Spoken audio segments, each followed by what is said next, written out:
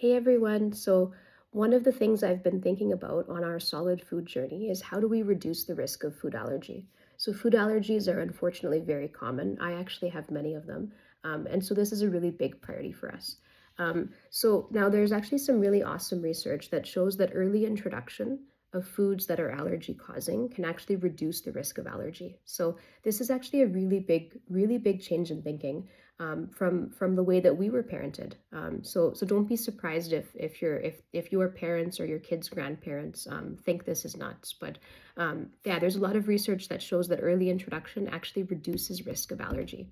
The LEAP study, LEAP, is the key paper in this regard. And so early introduction means you don't need to wait till like 12 months to introduce these foods. You can do it even as early as like 4 to 6 months or whenever your little one is really showing interest and is ready to start solids. I wouldn't do it as like the first few solids, but yeah, definitely once you've had some experience with a few solids, it would be reasonable to think about introducing the allergy causing foods.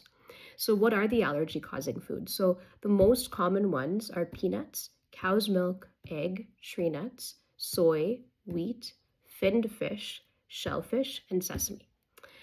And so this is the point where we are at in our journey right now. We're thinking about introducing these foods. The important things with introducing these foods is that you want to have a period of observation after introduction of these foods. So ideally, you're available to be observing your little one for a couple of hours after. So maybe do this on a day that's a little bit less busy, or maybe do it on a day when your partner's also around, so that you've got a little bit more observation time. The other really important thing is that to reduce allergy, you got to keep giving these foods. So try to give these foods a couple times a week after it looks like your little one is tolerating them well. The other really important thing, of course, is texture. So we don't want to be feeding things like a whole peanut, or we don't want to be feeding like tahini, which has not been made into a puree. So as it is for any food that you're introducing early on, texture is really important. We don't want to have choking.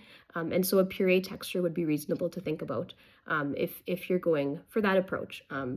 That's a whole other conversation, though, about if we're thinking about a spoon feeding puree approach versus a baby led weaning approach for a different video, but just be mindful of choking hazards.